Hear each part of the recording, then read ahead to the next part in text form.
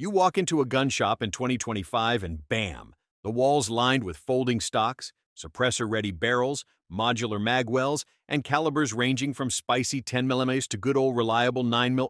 It's not a PCC aisle, it's a revolution. Let me tell you something. Pistol caliber carbines are no longer just for the competition crowd or quirky collectors. They've evolved. They're dominating the home defense game, popping up in patrol cars, and showing up in every single SHOT Show highlight reel for a reason. And today, I'm bringing you 10 of the newest, most market-dominating PCCs of 2025. Not because some marketing guy told me to, but because I've seen these things run, jam, fold, and fly. If you love guns that shoot smooth, store compact, and punch above their class, you're in for a ride. Let's dig into the baddest little blasters of the year. The first time I picked up the M&P FPC, I thought, this thing's trying real hard to be a Glock in a tuxedo. Then I folded it in half, slid it into a sling pack, and realized this wasn't just a gimmick. This was clever, efficient engineering for real-world folks. The M&P FPC is Smith Wesson's answer to the compact PCC craze, and they nailed it. It folds horizontally, meaning your optic holds zero when you unfold it. No re-zeroing, no babysitting. It stores 2 spare mags in the buttstock, feeds from M&P or Glock-style mags, and the trigger? Surprisingly clean for a gun that folds like a beach chair. We're talking a threaded barrel, M-lock slots, a flat-top rail, and enough reliability to make you forget this thing folds in the first place. I've run 500 rounds through it without cleaning, not because I wanted to test durability, but because I forgot to, and it kept chugging. You want a grab-and-go carbine that actually performs? This is it. Truck gun, bug-out gun, apartment defense, whatever. The M&P FPC dominates not just because it's compact, but because it functions like a full-size, zero-compromise platform. Folded or not, this thing's ready to rock.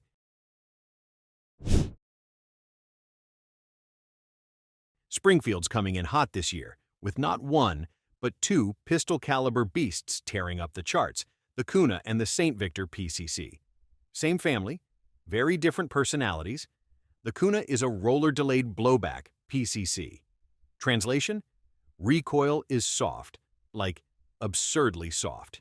You squeeze the trigger, and instead of the usual thunk you'd expect from a 9mm carbine, you get this weirdly smooth snap that feels more like you're shooting suppressed subsonics, even when you're not.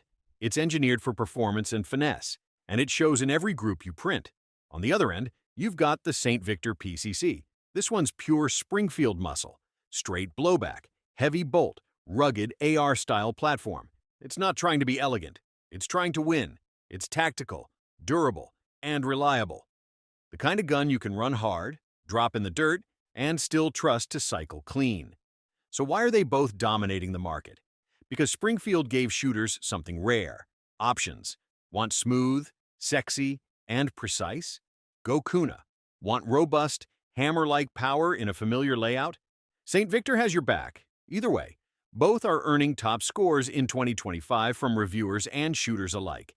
The only question is, how much recoil do you want to feel? If you've ever run a Ruger PC Carbine, you already know. It's not flashy.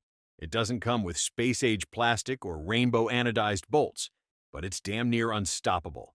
And in 2025, Ruger's latest updates have pushed this workhorse back into the spotlight. First off, it still does the takedown trick. Push, twist, split, boom. You've got 2 halves that fit in any backpack worth its molly straps.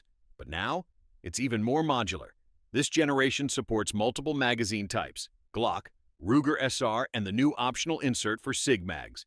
So yeah, it's friendly with pretty much whatever you've already got. They've also added better controls, improved barrel threading, and tighter tolerances that make a noticeable difference downrange. The trigger? Still crisp and usable. Not match grade, but certainly not mush. And the best part? You've got caliber choices now. Ruger's offering this thing in 9mm, Reg 45 ACP, and 10mm. That's right. If you're feeling spicy, you can throw 10mm through this sucker and still control your follow-ups like a pro. The PC Carbine dominates not because it wows you with flashy extras, but because it fits into real lives. Home defense, trunk gun, prepping loadout, ranch carry. It does it all. No ego. Just execution. Have you ever unfold a gun and have it feel like it came out of a Marvel movie? That's exactly what happened the first time I cracked open the Zev Magpul FDP. I wasn't even sure if I was holding a firearm or a prop from The Mandalorian, but once it's locked open and ready, oh baby, this thing is 100% business. Folding PCCs tend to flirt with the edge of gimmick, but this one? It delivers chambered in 9mm, feeding from standard Glock mags, and suppressor-ready. The FDP combines form, function, and freaking flair like nothing else on the market. It folds into a sleek rectangle with zero visible barrel, keeping a super low profile in bags or storage. Yet, once deployed, it's a stable, accurate, and surprisingly ergonomic shooter. The controls are intuitive, the recoil is minimal, and the weight feels balanced even with an optic and a light. This isn't your budget truck gun. It's a premium conversation piece that happens to shoot like a dream. At just over $1,600 MSRP, it's not cheap. But then again, you don't buy a folding battle laser for utility. You buy it because you want heads to turn when you snap it open at the range. In 2025, the FDP dominates not because it's necessary, but because it's undeniably cool. And sometimes, cool is a category worth winning. Let's get one thing straight.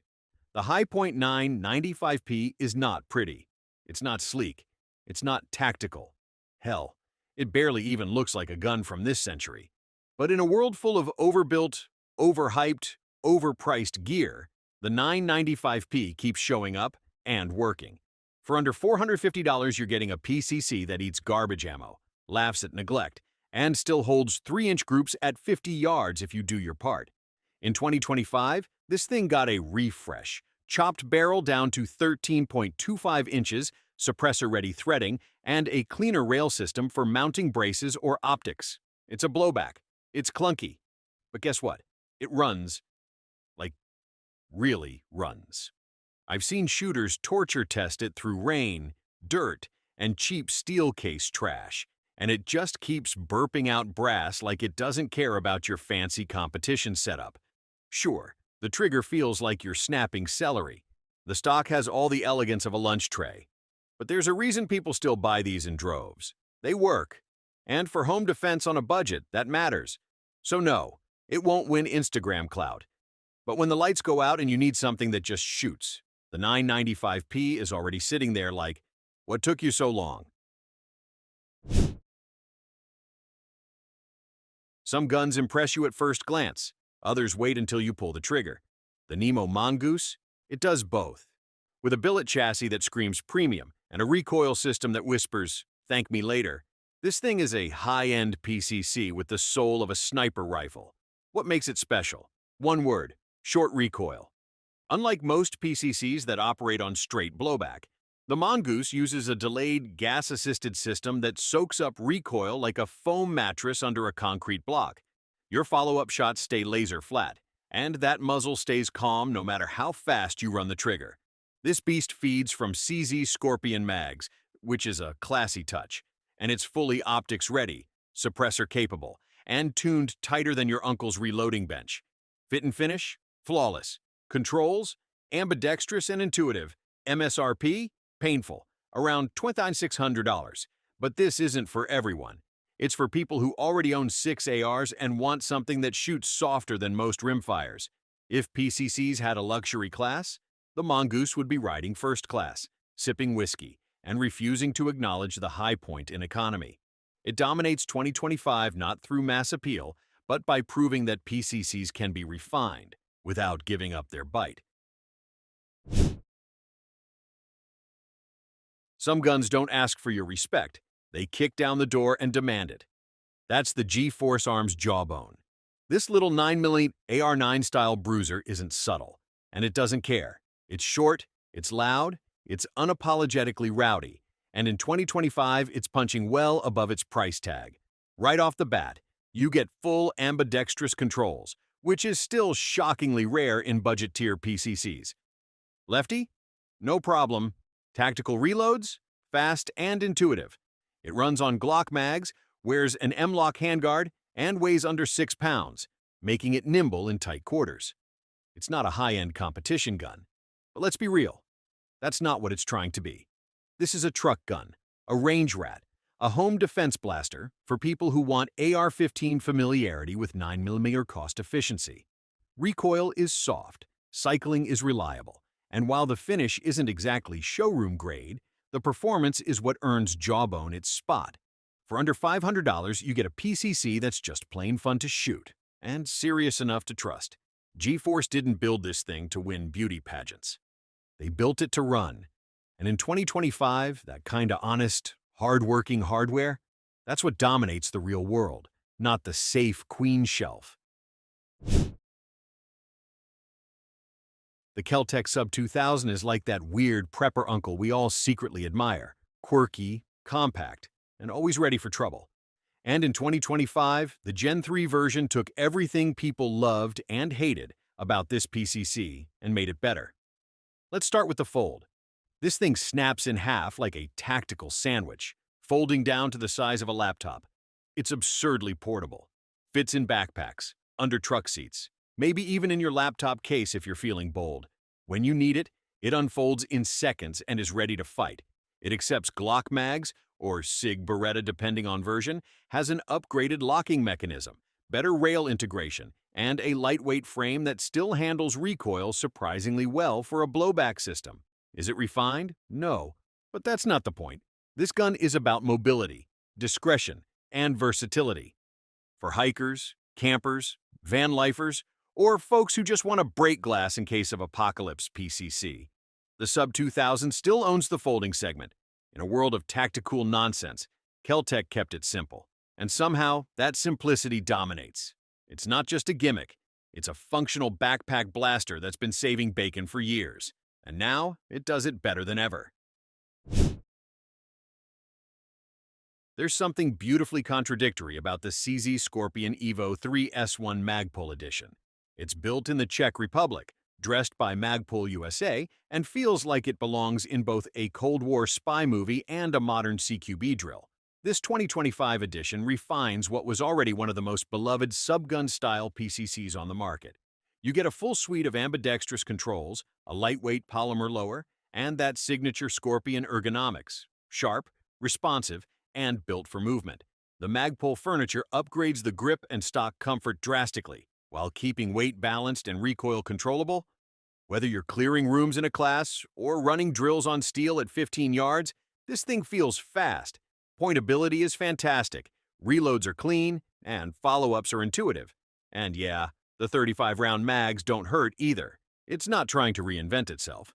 It's refining the platform that made CZ a serious player in the PCC game. It keeps its identity, but steps up its polish. And that's what makes it so dominant. This isn't a range toy. It's a serious tool, dressed for success, and trusted by professionals and enthusiasts alike. If you want Euro flair with American backbone, the Scorpion Evo Magpul is your go-to gun for 2025. Most pistol-caliber carbines try to look futuristic. The Smith Wesson model. 1854 Stealth Hunter looked backward and accidentally created something brilliant. It's a lever-action .357 Magnum with M-lock rails, ghost ring sights, and threaded barrel. Basically, a cowboy rifle on a caffeine high. Let's get one thing straight. This isn't just nostalgia bait. The 1854 is built tight. The action is smooth enough to cycle with your pinky. The finish is slick without being shiny. And the recoil?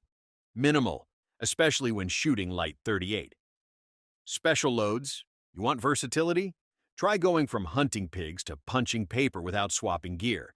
You've got an 8-round tube mag, a suppressor-ready muzzle, and enough rail space to mount an optic and a light, which looks hilarious on a lever gun, but feels weirdly natural once you shoulder it.